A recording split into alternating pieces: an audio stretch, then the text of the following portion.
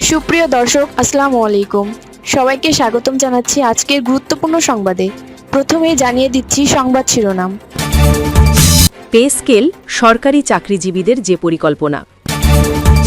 এদিকে তারেক রহমানের শপথ অনুষ্ঠানে আমন্ত্রণ পাচ্ছেন মোদি। অপরদিকে আগামীকাল শফিকুর রহমান ও নাহিদ ইসলামের বাসায় যাবেন তারেক রহমান। আরও থাকছে, সহিংসতাকারীদের কঠোর হুঁশিয়ারি দিলেন শামা ওবায়েদ। এবং সবশেষে থাকছে, এ বিজয় বাংলাদেশের, এ বিজয় গণতন্ত্রের, তারেক রহমান। শুনছিলেন সংবাদ শিরোনাম, এখন বিস্তারিত। তার আগে ছোট্ট একটি আবেদন, যদি আপনি ন্যায় ও মানবতার পক্ষে থাকেন, লাইক দিন। নতুন পে স্কেল পেতে চাইলে কমেন্টসে লিখে জানান, এক দফা এক দাবি, পে স্কেল চাই। আর সাবস্ক্রাইব করুন আমাদের চ্যানেলটি, কারণ আমরা বলি সেই কথা যা অনেক মিডিয়া আড়াল করে। এখন চলুন বিস্তারিত দেখা যাক। পে স্কেল সরকারি চাকরিজীবীদের যে পরিকল্পনা। অন্তর্বর্তী সময় থেকে পে স্কেল নিয়ে আন্দোলনে নেমেছিলেন সরকারি চাকরিজীবীরা। লাগাতার আন্দোলনের ফলে সরকার তাদের দাবি পূরণে কিছু পদক্ষেপ নিয়েছিল। সর্বশেষ এ সংক্রান্ত একটি কমিটিও গঠন করা হয়েছিল সরকারের পক্ষ থেকে। তবে চাকরিজীবীরা এসব পদক্ষেপের বাস্তবায়ন চেয়েছিলেন নির্বাচনের আগে। এর মধ্যেই নির্বাচন শেষ হয়েছে, নতুন সরকার ক্ষমতায় আসবে। এবার পে স্কেল বাস্তবায়নের জন্য সরকারি চাকরিজীবীরা নতুন পরিকল্পনা হাতে নিয়েছেন। নতুন সরকার প্রধানের সঙ্গে সাক্ষাৎ করে তারা দাবি বাস্তবায়নের আবেদন করবেন। আজ শনিবার সরকারি দাবি আদায় ঐক্য পরিষদের মুখ্য সমন্বয়ক ওয়ারেস আলী দৈনিক শিক্ষা.কমকে এ তথ্য জানান।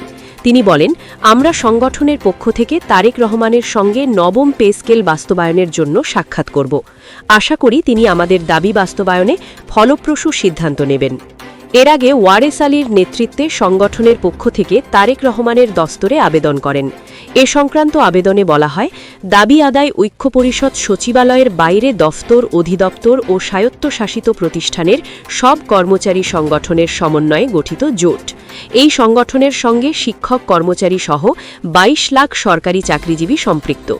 শ্রদ্ধা ও কৃতজ্ঞতার সঙ্গে স্মরণ করছি ১৯৭১ খ্রিস্টাব্দে স্বাধিকার আন্দোলনের শহীদ, যোদ্ধাহত মুক্তিযোদ্ধা ও বৈষম্য বিরোধী জুলাই ২০২৪ আন্দোলনের শহীদ ও আহতদের। প্রজাতন্ত্রের কর্মচারীরা সরকারের সকল উন্নয়ন কাজ বাস্তবায়ন করলেও আমলাতান্ত্রিক জটিলতায় ন্যায্য প্রাপ্তি থেকে বঞ্চিত। ২০১৫ খ্রিস্টাব্দের বৈষম্যমূলক পে স্কেল দেওয়ার পর থেকে অদ্যাবধি এই সংগঠনের পক্ষ থেকে বৈষম্য নিরসনের জন্য বিভিন্ন সময় বিভিন্ন কর্মসূচি পালন করে আসছি। কিন্তু বিগত সরকার আমাদের দাবি পূরণ তো দূরের কথা, আমাদের সংগঠনের কথা আমলে না নিয়ে বিচ্ছিন্ন আইন প্রয়োগকারী সংস্থার মাধ্যমে জুলুম অত্যাচার চালিয়েছেন। বর্তমান সময়ে বাজার মূল্যের লাগামহীন ঊর্ধ্বগতি ও জীবনযাত্রার ব্যয় বৃদ্ধি ও মুদ্রাস্ফীতি বৃদ্ধি এই বিষয়ে বিবেচনা করে দেয় সব ভাতা পুনর্নির্ধারণ, সকল কর্মচারীদের রেশন ব্যবস্থার প্রবর্তন করতে হবে। চাকরিতে প্রবেশের বয়সসীমা ৩৫ বছর ও অবসরের বয়সসীমা ৬২ বছর নির্ধারণ করতে হবে। উন্নয়ন প্রকল্প থেকে রাজস্ব খাতে স্থানান্তরিত পদধারীদের প্রকল্পের চাকরির কাল গণনা করে টাইম স্কেল ও সিলেকশন গ্রেড করার অবকাশ নেই বলে অর্থ মন্ত্রণালয় থেকে জারিকৃত বৈষম্যমূলক আদেশ বাতিল করতে হবে। বিষয় বিবেচনা করে আপনি বাংলাদেশ জাতীয়তাবাদী বিএনপির সর্বোচ্চ অভিভাবক ও মানবিক গুণের গুণী বিশিষ্ট ব্যক্তি হিসেবে শিক্ষক কর্মচারীদের বর্ণিত দাবিগুলো সাক্ষাৎ করে উপস্থাপনের তারিখ ও সময় দেওয়ার জন্য সবিনয়ে অনুরোধ জানানো হলো। এদিকে তারেক রহমানের শপথ অনুষ্ঠানে আমন্ত্রণ পাচ্ছেন মোদি। জাতীয় সংসদ নির্বাচনে বিএনপির নিরঙ্কুশ বিজয়ের পর এবার শপথ গ্রহণ অনুষ্ঠানে ভারতীয় প্রধানমন্ত্রী নরেন্দ্র মোদিকে আমন্ত্রণ জানাতে পারে বিএনপি। এমনই তথ্য জানিয়েছে তাদের দেশের গণমাধ্যম WION। দলের পররাষ্ট্র বিষয়ক উপদেষ্টা হুমায়ুন কবিরের বরাতে তারা এই তথ্য নিশ্চিত করে। বিএনপির পররাষ্ট্র বিষয়ক উপদেষ্টা হুমায়ুন কবিরের বরাতে সংবাদ মাধ্যমটি জানায়, নিরঙ্কুশ সংখ্যাগরিষ্ঠতা নিয়ে সরকার গঠনের পর এই আমন্ত্রণ দুই দেশের সম্পর্কে ইতিবাচক পরিবর্তনের ইঙ্গিত বহন করবে। জাতীয় সংসদ নির্বাচনে বিএনপির নিরঙ্কুশ বিজয়ের পর এবার শপথ গ্রহণ অনুষ্ঠানে ভারতীয় প্রধানমন্ত্রী নরেন্দ্র মোদিকে আমন্ত্রণ জানাতে পারে বিএনপি। এমনই তথ্য জানিয়েছে তাদের দেশের গণমাধ্যম WION। দলের পররাষ্ট্র বিষয়ক উপদেষ্টা হুমায়ুন কবিরের বরাতে তারা এই তথ্য নিশ্চিত করে।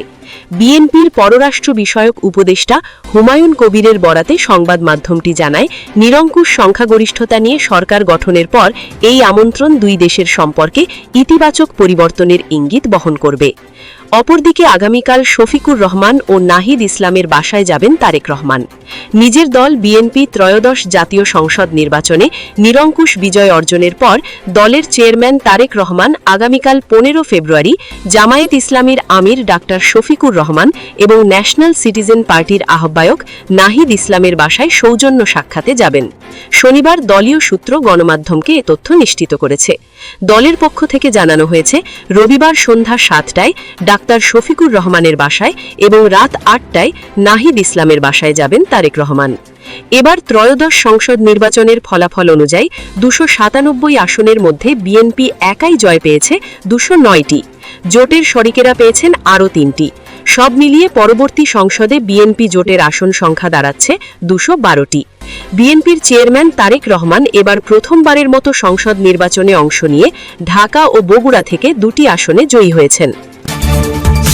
আরও থাকছে, সহিংসতাকারীদের কঠোর হুঁশিয়ারি দিলেন শামা ওবায়েদ। ফরিদপুরের সালথায় নির্বাচন পরবর্তী সহিংসতায় জড়িতদের বিরুদ্ধে কঠোর হুঁশিয়ারি দিয়ে সব পক্ষকে শান্ত থাকার আহ্বান জানিয়েছেন ফরিদপুর 2 সালথা নগরকান্দা আসনের নবনির্বাচিত এমপি ও বিএনপির কেন্দ্রীয় কমিটির সাংগঠনিক সম্পাদক শামা ওবায়েদ ইসলাম রিঙ্কু। শনিবার দুপুরে সাংবাদিকদের মাধ্যমে তিনি এই হুঁশিয়ারি দেন।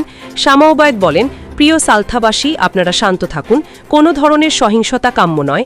হামলা ও সহিংসতাকারীদের বিরুদ্ধে আমার কঠোর অবস্থান। এসব কেউ করলে তাদের বিন্দুমাত্র ছাড় দেওয়া হবে না।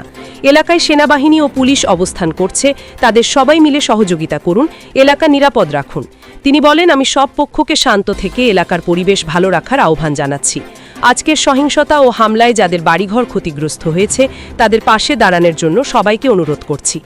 উল্লেখ্য, আধিপত্য বিস্তার নিয়ে শনিবার সকাল থেকে উপজেলার যদুনন্দী ইউনিয়নের খারদিয়া ও পার্শ্ববর্তী বোয়ালমারী উপজেলার পরমেশ্বরদী ইউনিয়নের ময়েনদিয়া এলাকাবাসীর মধ্যে দফায় দফায় সংঘর্ষের ঘটনা ঘটে। এ সময় বসতবাড়িতে হামলা চালিয়ে ভাঙচুর করা হয় এবং আগুন ধরিয়ে দেওয়া হয়। এতে অনেকে আহত হওয়ার খবর পাওয়া গেছে। এর আগে শুক্রবার দুপুরে সালথার রামকান্তপুর ইউনিয়নের রামকান্তপুর গ্রামে ভোট দেওয়া নিয়ে তর্কের জেরে বিএনপি সমর্থকদের ওপর হামলা ও বাড়িঘর ভাঙচুর করার অভিযোগ ওঠে। এতে অন্তত 11 জন সমর্থক আহত হয়। উভয় স্থানেই সেনাবাহিনী ও পুলিশ গিয়ে পরিস্থিতি নিয়ন্ত্রণে আনে। এবং সবশেষে থাকছে, এ বিজয় বাংলাদেশের, এ বিজয় গণতন্ত্রের। তারেক রহমান। বাংলাদেশ জাতীয়তাবাদী দলের বিএনপির চেয়ারম্যান তারেক রহমান বলেছেন, ত্রয়োদশ জাতীয় সংসদ নির্বাচনে দেশের স্বাধীনতাপ্রিয় ও গণতন্ত্রপ্রিয় জনগণ আবারও বিএনপিকে বিজয়ী করেছে। আলহামদুলিল্লাহ, এ বিজয় বাংলাদেশের, এ বিজয় গণতন্ত্রের। তিনি বলেছেন, জনগণের দেওয়া ম্যান্ডেট অনুযায়ী দল নির্বাচনী অঙ্গীকার ও 31 দফা বাস্তবায়নে প্রতিশ্রুতিবদ্ধ থাকবে। রাষ্ট্র মেরামতের অঙ্গীকার বাস্তবায়নে বিএনপি প্রতিশ্রুতিবদ্ধ উল্লেখ করে তারেক রহমান বলেন, ফ্যাসিজমের রেখে যাওয়া ভঙ্গুর অর্থনীতি, দুর্বল আইনশৃঙ্খলা পরিস্থিতি এবং অকার্যকর সাংবিধানিক প্রতিষ্ঠানসমূহ পুনর্গঠনের মধ্য দিয়েই নতুন যাত্রা শুরু হবে। জনগণের রায় পেলে রাষ্ট্র মেরামতের যে রূপরেখা বিএনপি উপস্থাপন করেছিল তা পর্যায়ক্রমে বাস্তবায়ন করা হবে।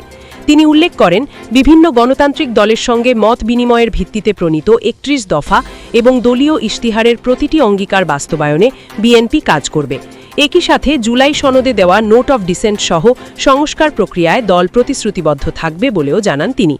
জাতীয় ঐক্যের আহ্বান জানিয়ে তারেক রহমান বলেন, জামায়াতে ইসলামী, এনসিপি, ইসলামী আন্দোলন বাংলাদেশ, জমিয়েতে উলেমাই ইসলাম ও গণ অধিকার পরিষদ সহ 51টি রাজনৈতিক দল নির্বাচনে অংশ নিয়েছে।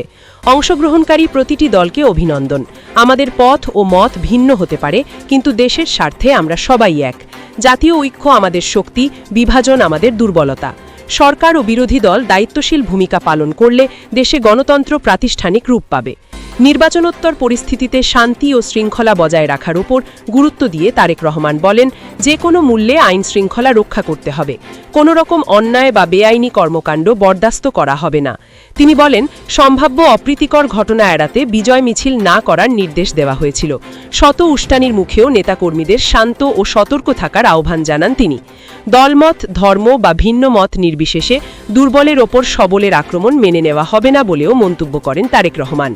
অবাধ, সুষ্ঠু ও নিরপেক্ষ নির্বাচন আয়োজনের জন্য অন্তর্বর্তীকালীন সরকার, নির্বাচন কমিশন, বিচার বিভাগ, প্রশাসন, সশস্ত্র বাহিনী ও আইনশৃঙ্খলা রক্ষাকারী বাহিনীর সদস্যদের ধন্যবাদ জানান তারেক রহমান।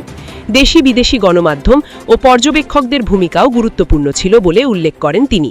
শহীদদের প্রতি শ্রদ্ধা জানিয়ে তারেক রহমান বলেন, ১৯৭১ সালের স্বাধীনতা যুদ্ধ থেকে শুরু করে সাম্প্রতিক সময় পর্যন্ত গণতন্ত্র প্রতিষ্ঠায় আন্দোলনে যারা শহীদ ও হতাহত হয়েছেন তাদের প্রতি গভীর শ্রদ্ধা।